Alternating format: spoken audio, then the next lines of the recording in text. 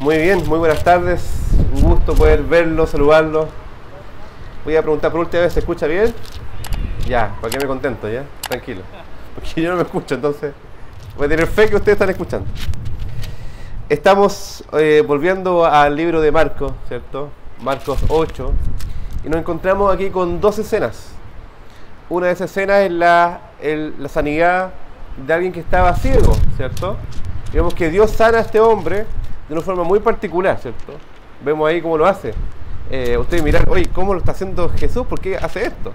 Y el segundo punto es, vemos la confesión de Pedro. Pero voy a partir para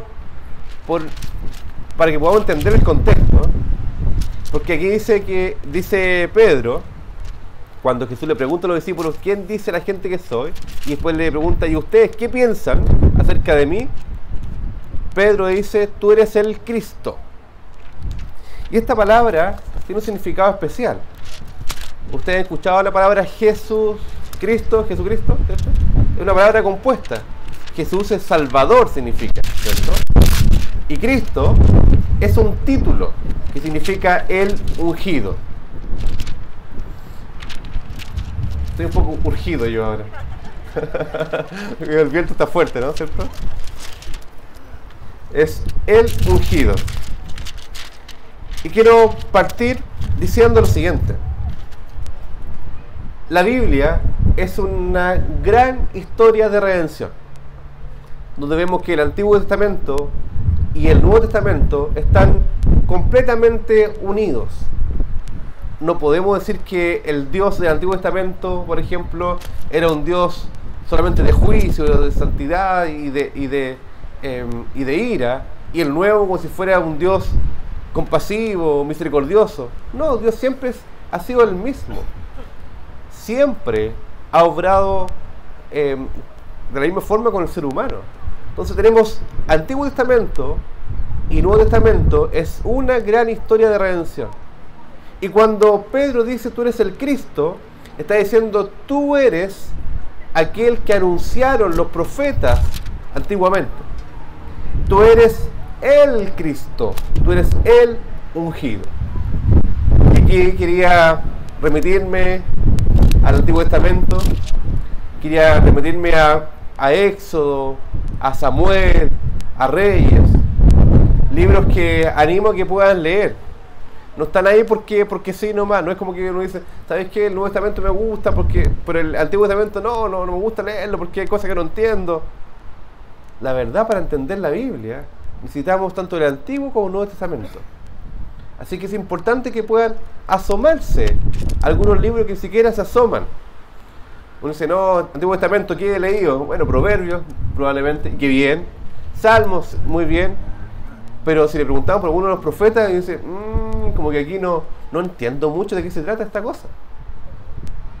De hecho, hay libros que son re complicados de encontrar. Nahum, por ejemplo.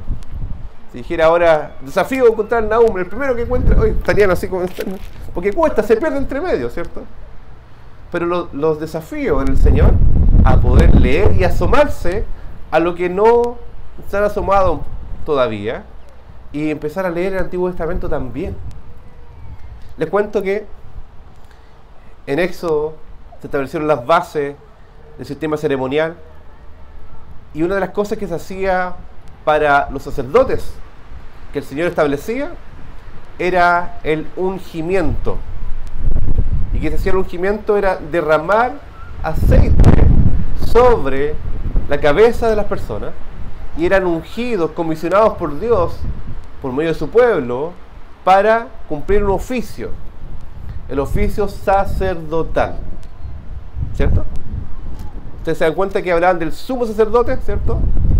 Cada sacerdote era comisionado y ungido para esta labor. Y uno se pregunta, ¿cuál es la labor del sacerdote? Interceder delante de Dios por el pueblo. O sea, estaba el pueblo, estaba Dios santo, ¿cierto? Dios santísimo, 3 veces santo. Y vemos que el pueblo puede ser santificado por el Señor, o puede ser guiado por el Señor por medio del sacerdote, que era quien intercedía para poder llevar las ofrendas delante del Señor. y poder perdonar los pecados del pueblo.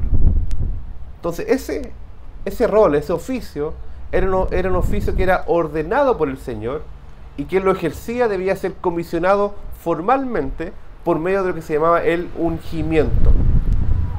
También los profetas eran ungidos. Si ustedes van a Reyes, por ejemplo, ven que el Señor manda a Elías que unja a Eliseo. ¿Y cómo era el ungimiento? Con un cuerno, ¿cierto? Aceite, se derramaba sobre su cabeza, era derramado el aceite y el profeta era ungido.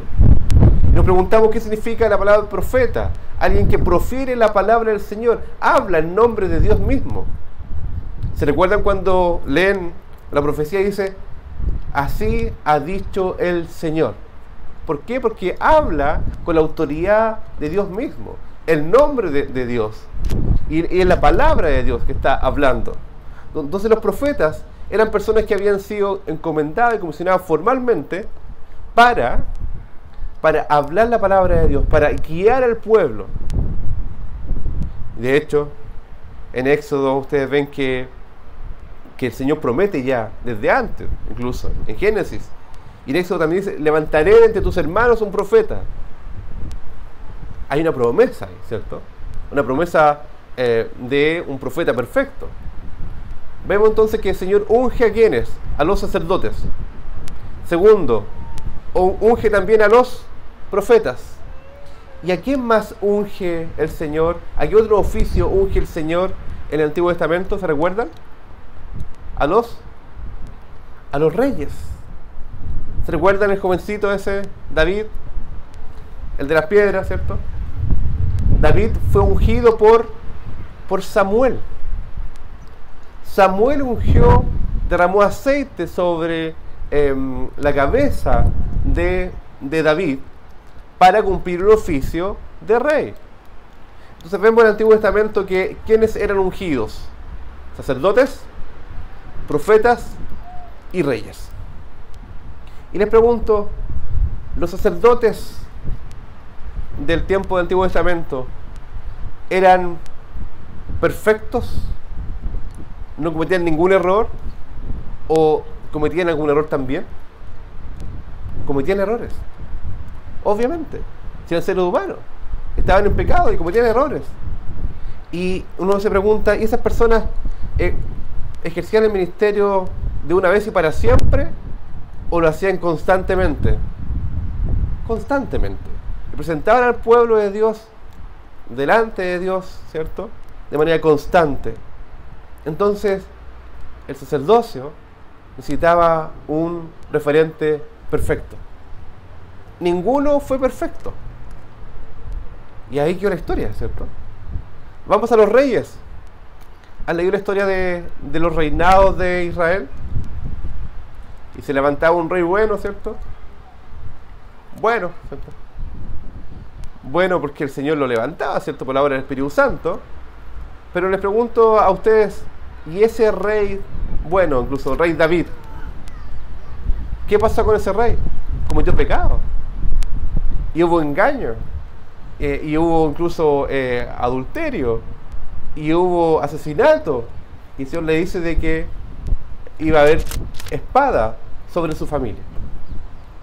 Pero además, por su misericordia, el Señor le promete a David y a su descendencia que su casa, que su reinado nunca iba a ser destruido. Iba a ser establecido eternamente, por siempre. Y les pregunto, ¿saben ustedes lo que pasó con el reinado de Israel? Se dividió. Reino del norte, reino del sur. Se dividió, estaban peleadas las familias. El reino del norte fue aniquilado. El reino del sur fue llevado al exilio. Y ya la dinastía de Israel ya no había rey. Entonces, imagínense, Dios le había prometido un rey perfecto y eterno, que su casa nunca iba a ser destruida, y los judíos estaban diciendo, ¿sabes qué? No tenemos rey. Algo está pasando. Segundo punto. Tercer punto. Los profetas. Había muchos que eran muy fieles al Señor. Uno ve el profeta Jeremías, ¿cierto? O Elías, ¿cierto? O Eliseo. muy buenos profetas delante del Señor, pero aún así no eran personas perfectas. ¿Se acuerdan lo que pasó con Elías o con Eliseo? Cada uno tuvieron su lucha con el Señor, fueron fieles al Señor por su misericordia, pero aún así no eran perfectos. Entonces, cuando Jesús les pregunta a los discípulos, los llama aparte y dice: vengan para acá, chiquillos. Vino sanidad, ¿cierto? La del ciego, vengan para acá, iba a los 12 y le pregunta por el camino: ¿qué dice la gente acerca de mí? Si ustedes ven los pasajes paralelos de Mateo o de Lucas, dice: ¿qué dice la gente acerca del Hijo del Hombre? Y ahí le responden: algunos dicen, o la gran multitud dice, o la gente dice, que tú eres Juan el Bautista. ¿Se recuerdan quién era Juan el Bautista, cierto? El que fue degollado, ¿cierto? Entonces la gente estaba diciendo que Jesús era realmente Juan el Bautista, que había sido degollado y que había resucitado. Extraña la idea, pero eso decía la gente. Otros decían que era Elías. ¿Se recuerdan que Elías no vio muerte? El profeta Elías fue transportado por el Señor en un carro como de fuego, ¿cierto? Entonces dice: no, lo que pasa es que este hombre no murió, entonces como que volvió, bajó. Entonces Jesús, ¿quién es este hombre? Elías. Otros decían que era Jeremías o alguno de los profetas que había resucitado. Y hoy mismo, si preguntamos a la gente qué dice la gente acerca de Jesús, dirán pero muchas cosas, una variedad de cosas. Lamentablemente, dentro del mundo cristiano, dentro del mundo religioso, también la gente dice muchas cosas. De hecho, hay un estudio que se hizo en Estados Unidos a gente de iglesia, no a gente que no va a iglesia, a gente de iglesia, y le preguntan acerca de Jesús. Y cerca de un 60-70% de las personas de iglesia dicen que Jesús era un buen profeta, pero que no era el Hijo de Dios. ¡Wow! Cerca del 70% decía que Jesús era un buen profeta o era el Hijo de Dios, pero era menor que el Padre en gloria y en honra. O sea, negando la doctrina de la Trinidad. El mismo porcentaje de personas decía que Jesús fue un ser importante, un profeta, el Hijo de Dios, pero fue un ser creado. Entonces, ¿qué pasó acá entonces? Entonces, dentro de la misma iglesia o del mundo cristiano, también hay gente que no conoce quién es Jesús. Le digo que Jesús es la segunda persona de la Trinidad.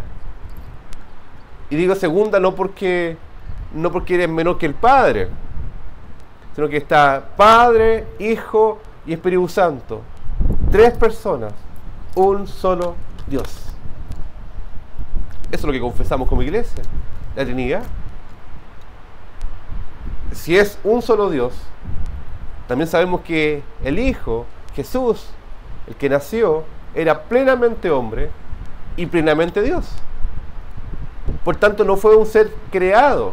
De hecho, es el autor de la creación. En Él fueron creadas todas las cosas. Y sin Él nada hubiese sido hecho, creado. Lo digo esto porque es importante que lo enseñemos.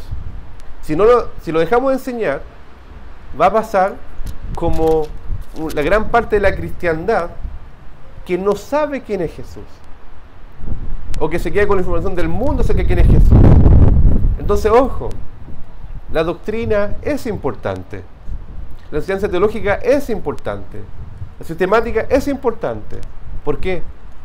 Porque es enseñanza respecto de nuestro Dios, nuestro Señor, con quien nos relacionamos. La teología es para la adoración. La teología es para una comunión con el Señor. No están separadas. El problema es cuando la teología la separamos de la adoración, de la vida de iglesia, de la vida de comunión. Es un gran problema cuando uno dice: yo creo al Señor a mi manera, o yo leo la Biblia y estudio por mí mismo. No soy parte de una iglesia local en que aprendemos juntos la palabra del Señor. También es importante entender que hay una historia de la iglesia. Ojo con personas que dicen, ¿sabes qué? La iglesia pensó por mucho tiempo esto, pero yo tengo aquí la nueva papita. Esto es nuevo, ¿sabes qué? Esto es importante porque esto nadie lo sabe. Nosotros sí lo sabemos. Esto es un nuevo descubrimiento que hemos visto. Cuando escuchemos eso, es una señal de alerta tremenda. Porque no estamos moviéndonos por nuevas revelaciones. Porque la revelación final y verdadera es Cristo mismo. La doctrina es muy importante. De la salvación, la doctrina de la Trinidad, los atributos de Dios, la doctrina de Cristo mismo, la cristología es importante. Entonces no se aleje. No diga, oye, la cosa de teología parece que fuera algo meramente intelectual. No, porque la teología es para la adoración. Lo que enseñamos de manera pastoral es teología. Teología pastoral, que nos lleva a la adoración. Eso debemos ver. Y fíjense que Pedro tuvo algo como hacer una insight, pero en la revelación del Señor. El Señor le reveló que Jesús, el que estaba al frente de ellos, era el Cristo, no un ungido más entre muchos, sino que era el ungido, y por tanto estaba cumpliendo el triple oficio: profeta, alguien que llamaba al pueblo al arrepentimiento, y el Señor le dijo, este es mi hijo amado, a él oíd, ¿cierto? Profeta, sacerdote, que hizo el sacrificio una vez y para siempre, de manera perfecta. ¿Para qué? Para ser nuestro rey, el rey de su pueblo, al único sabio Dios, al digno de toda honra y toda gloria. Entonces el Señor, el que estaba ahí, Jesús, Jesucristo, Jesús el Cristo, es nuestro profeta perfecto, sacerdote perfecto y nuestro rey. ¿Qué impacto tiene eso en nuestras vidas? Porque podríamos decir, bien, Pedro, lo que sabéis, buena, ¿eh? Y la pregunta, ¿y qué tiene que ver esto con la vida cotidiana? ¿Qué tiene que ver esto con mi vida con el Señor? Tiene mucho que ver. Porque cuando vivimos y caminamos y cuando estamos en la vida cotidiana, hay muchas cosas que hacemos bien, pero otras cosas que no hacemos bien. Porque se llama pecado en la Biblia, ¿cierto? Pecado, así de simple. El nombre que tiene es pecado. Y eso nos aparta del Señor. Pero el Señor envió a su Hijo para ser nuestro sumo sacerdote, para representarnos de manera perfecta, para llevar una ofrenda perfecta ante el Señor, un sacrificio perfecto, que Él fue Él mismo, y Él fue a la cruz para llevar nuestros pecados. Pero ojo, Él fue a la cruz para llevar nuestros pecados. ¿Y qué pasa con uno? Uno se agarra a ese pecado. Si dice, no, quiero llevarme, y tú te lo agarras para ti mismo. ¿Sabes cuál es el gran problema del ser humano? Primera Juan dice, si alguno hubiere pecado, ¿cierto? A Jesucristo tenemos, ¿cierto? El justo, nuestro abogado. Confesemos nuestros pecados. Pero si negamos nuestros pecados, le hacemos al mentiroso. Y muchas veces nosotros le hacemos al mentiroso. ¿Saben por qué? Porque negamos nuestro pecado. Y hay muchas formas de negar el pecado. Uno, minimizando nuestro pecado. No, si no es para tanto. Minimizándolo. No, si no, lo que dice no es tan malo, ¿cierto? Lo minimizamos. O bien lo justificamos. Decimos, que yo lo hice, pero lo hice por tal motivo. Yo lo hice porque tenía derecho a hacerlo. Yo lo hice porque el otro empezó. Yo lo hice porque... Y justificamos. O yo ya estoy cansado ya de esto, entonces yo sí o sí tenía que hacerlo y pude hacerlo. Lo justificamos. A veces le cambiamos el nombre para que pareciera no pecado. ¿Han escuchado eso de mentira blanca? Mentira. Es negra la mentira. Mentira piadosa. Envidia santa. Qué ridículo. Como si dijera, no, asesiné santamente a alguien. Eso no puede ser, ¿cierto? No puede haber envidia ni ni mentira santa, ni piadosa. Es imposible. No le cambiemos el nombre. O bien cuando ni siquiera lo justificamos, sino que simplemente lo explicamos. No, yo lo hago por esto y por esto otro, por eso lo hago. Punto. O a veces decimos, ¿sabes qué? Lo justificamos porque es que yo soy así, que yo nací así, mi familia fue así, todas mis familias son de la misma forma, yo voy a ser de la misma forma igual. Y yo no voy a cambiar. Y no tengo por qué arrepentirme de nada de lo que hago. ¿Acaso el Señor no vino para llamar a pecadores al arrepentimiento? Entonces, ¿el Señor nos quiere cambiar? ¿Sí o sí? Y a veces ni siquiera justificamos, sino que simplemente atesoramos el pecado. Decimos, no, este pecado es mío y me gusta este pecado. Oye, pero esto está mal, pero bueno, es mi vida, déjame tranquilo. ¿Está bien eso? No. Entonces, a veces negamos el pecado de diferentes formas. Nos dice, si Cristo, o sea, Jesús es el Cristo, la pregunta que hace Jesús a los discípulos es, ¿y para ustedes quién es? Y Pedro dice que tú eres el Cristo, el Hijo del Dios viviente. Y el Señor le responde en el versículo de Mateo, le dice, bienaventurado eres Pedro, eres bendecido, eres feliz, hay una bendición especial sobre ti porque pudiste reconocer esta verdad del Evangelio, no porque alguien te lo enseñó, no porque fuiste inteligente, sino porque el Señor te lo reveló. El Padre te lo reveló en su propia voluntad y potestad por la obra del Espíritu Santo. Hermoso. Si tú conoces al Señor, conoces que Jesús es el Cristo. Por tanto, es tu sumo sacerdote y es nuestro sumo sacerdote. Además que Él es el profeta. No es que los demás sean invalidados, sino que este es supremo y es perfecto. Y todos los demás hablan acerca de este Señor. El Señor poderoso, el Rey. Todos apuntan a Cristo, el Señor. Si Él es profeta, Él cumple lo que dice. De hecho, en el Antiguo Testamento también habían falsos profetas. ¿Se recuerda? Y que el Señor le dice, si se cumple, es verdadero. Si no se cumple, es falso. Apedréenlo. Wow. ¿Y cuántos falsos profetas se han levantado en el Antiguo Testamento? Eran muchos. Incluso hoy mismo hay muchos falsos profetas que hablan el nombre de Dios, usando la Biblia, pero usándola de manera inadecuada, tergiversándola, manipulando la Biblia para beneficio a sí mismo. Pero el Señor nos dice, oigan a Cristo. Sigan la palabra del Señor. Él es el Cristo para guiarnos. Pero a veces el Señor nos quiere guiar y nosotros no queremos ser guiados. El Señor nos dice, mira, esto es lo que tienes que hacer. Y dice, no, que no quiero. Y lo que se llama evangelio a mi manera, eso es mentira. Eso no puede ser, no es un evangelio a tu manera.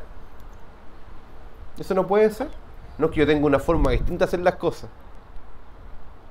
O sea, es que yo oro cuando quiero. Que el Señor me escuche igual, sí. A veces ando en la micro y una vez oro y listo, se acabó el problema. Y me escucha y me responde. Está bien que ore en la micro y en todo lugar. El Señor quiere que oremos sin cesar.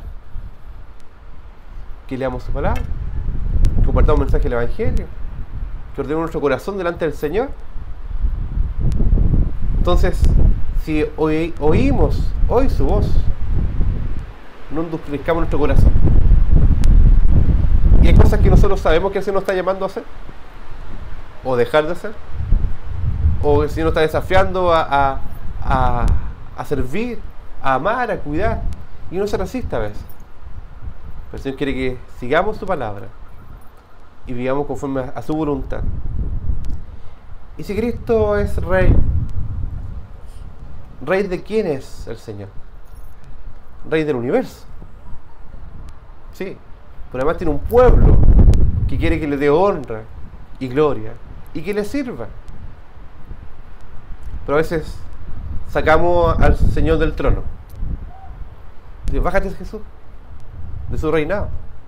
Y queremos nosotros subirnos en esa silla, ese trono de reinado. Y nos ponemos una corona nuestra, ¿no? Y dice, no, bájate de ahí, Señor. El digno de honra y gloria no eres tú, es el Señor Todopoderoso. Ya no vives para ti, ni por ti, no vives para la honra del Señor. Entonces, ¿y qué hago con mis planes? Bueno, entrégaselo al Señor. A veces hacemos, Señor, todos mis planes, bendícelos, ¿no? Señor, aquí están tus planes. ¿Cómo me uno a tu obra, Señor? Y el Señor nos guía. Es su obra. Es su misión. Y es con su actitud. Señor, aquí estoy, dependiente de ti. Donde tú me pusiste es para tu gloria. Voy a hacerlo conforme a tu voluntad, con tu palabra, con tu Espíritu Santo, rendido, arrodillado delante de ti. Pero a veces nos paramos nomás pensando que podemos hacer cosas por nosotros mismos, porque nos acostumbramos. Queremos que podamos hacer bien las cosas. Entonces, esta palabra que dice, ¿quién dice los hombres que soy yo? Uno es Juan el Bautista, otro es Elías, otro uno es profeta. Y le dice, ¿y ustedes quién dicen que soy? Tú eres el Cristo. Le pregunto a ustedes, ¿quién dicen ustedes que es Jesús? ¿Quién es Jesús para tu vida? Y para tu vida hoy, en este momento. Porque nos enfrentamos en este momento delante de el Rey Todopoderoso, el Sumo Sacerdote y el Profeta perfecto que nos habla de su palabra, de su voluntad. Y uno dice, wow, parece que se nos olvidó hablar del ciego este. Había un cieguito. Le trajeron un ciego a Jesús y le rogaron los que cuidaban a este cieguito que le tocase, porque al tocar ellos asumían que Jesús iba a sanar a este ciego. Y Jesús hace algo muy especial. Jesús el Cristo, sacerdote, profeta y rey, va, lo toca, lo toma de la mano. Qué sensibilidad. Porque hay que saber tratar a un ciego. Hay una forma de hacerlo. De hecho, paréntesis, hay una fundación cristiana, Semipre, que algunos de ustedes conocen, que hace una muy buena tarea enseñando a ciegos a leer y también a leer la palabra del Señor. Si alguno tiene interés, inquietud especial en saber de qué se trata, acérquense, le comento, los derivo. Una linda tarea de servicio y evangelismo en la ciudad. Hace muy buena tarea, de manera integral. ¿Y qué hizo Jesús? Va, lo toca y lo lleva. Él se convierte en su guía y lo saca de la aldea. Lo saca del bullicio, la gente estaba mirando ahí qué iba a pasar. Lo saca. Seguramente el cieguito se sintió mucho más cómodo así. Porque hay que explicarle incluso qué van a hacer. Hay que explicarle qué está pasando. Los amigos lo dejan ahí, el Señor lo toma de la mano. De manera misericordiosa, compasiva, cariñosa, cuidadosa, sabia. Lo saca de la aldea. Y uno dice, y ahí pasa algo. Y escupen sus ojos. ¿Cuál fue el cuidado de Jesús acá? ¿Qué me hace eso Jesús? Yo no aguanto eso. Le escupen sus ojos. Sensorial. Este Jesús que me trajo, que me llevó de un lugar a otro, los sentidos auditivos estaban bien alertas. Escupen mi ojo. Jesús. Y segundo lugar, o sea, algo va a hacer Jesús en los ojos. Y segundo lugar, le puso las manos encima.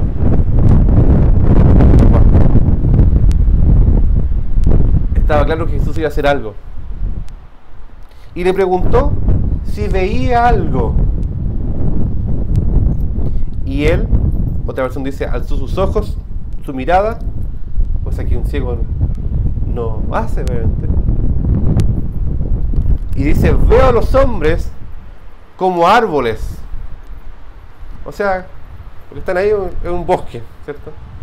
como árboles, como que veo las siluetas de las personas. Pero los veo que andan, o sea, son personas que se mueven. Probablemente eran los discípulos que estaban ahí dando vueltas. Luego le puso otra vez las manos sobre los ojos y le hizo que mirase. ¿Le quedó alguna duda a este ciego que Jesús fue el que hizo esta obra? ¿Le quedó alguna duda a Jesús, que Jesús fue el que trató cuidadosamente con él? No. Vemos los milagros de sanidad de los ciegos y los sordos en la Biblia y son todas diferentes. ¿Por qué con este ciego fue así en dos partes? No sé. Podríamos especular, ¿no? Que resulta, no sé. Lo que podemos saber es que no es que a Jesús le faltó poder, no es que le falló la primera sanidad. Jesús tenía un proceso con cada persona, de manera particular. Y para este ciego era importante que fuera así. Todo este detalle, las manos, escupir, las manos encima, le pregunta si ve de forma progresivamente mejor, y después le puso otra vez las manos sobre los ojos, acá, y le dice, mira ahora, y fue restablecido. Particular, no sé por qué Jesús hizo todo esto. Hay gente que especula. Si usted ve los comentarios bíblicos, hay un montón de comentarios para decir, ¿y por qué Jesús hizo tal o cual cosa? No sabemos realmente. Pues sabemos que Jesús fue sabio, en su soberanía decidió hacerlo así. Apliquémoslo. ¿Por qué Jesús trata con ustedes de esta forma? No sé por qué. Que mira, me pasa esto. No sé por qué. Pero el Señor tiene un trato particular contigo. Y los discípulos vieron esto. Lo envió a su casa, diciendo, no entres en la aldea, no vuelvas a la aldea. Todos están a llenar de preguntas, ¿cierto? Ni lo digas a nadie en la aldea. Vete a tu casa. Reflexiona incluso. Y después de esto, sale Jesús con los discípulos y le pregunta. Hay una imagen aquí espiritual y física. Que a veces nosotros vemos a Jesús, pero como que vemos más profundamente. ¿Cuántos de ustedes dicen, sabes que yo conocí al Señor a tal época, en tal año? Pero hoy lo conozco un poquito mejor. Y mucho mejor. Y hay un tiempo en que, fue un esplendor. Conocí mucho mejor al Señor. Lo mismo pasa con nosotros. En lo físico, fue así con este hombre. En lo espiritual también es así. Lo que no puede pasar es que cada vez veamos menos, espiritualmente hablando. Que veamos más potente su gloria. Si lo estás viendo, rindámonos ante este rey, profeta, sacerdote. Si no estás viendo, si estás apagando la mirada, si no te dice, ¿sabes qué? Vuelve. ¿Sabes qué? Sométete. Confiesa. Sigue. Rinde la honra y gloria. Estoy aquí para servirte, para que tú me sirvas y yo amarte. Entonces, el Señor nos guía que nos rindamos a este Cristo. Y les pregunto una vez más, ¿quién es Jesús para ti? ¿Quién es Jesús para ti hoy? ¿Qué impacto tiene eso en tu vida? Que sea tu rey, tu sacerdote y tu profeta. ¿Qué impacto tiene en tu vida? Que sea nuestro profeta, nuestro rey, nuestro sacerdote. Que el Señor nos guíe y que respondamos delante del Señor, no solamente en oración, sino también en confesión, y también entre nosotros mismos, buscarnos y animarnos en el mensaje del Evangelio. Este rey es digno de ser adorado. Este sacerdote es digno de ir delante de Él y confesar nuestros pecados. Y cuando Él nos guía con su palabra, es digno de ser creído, amado, obedecido.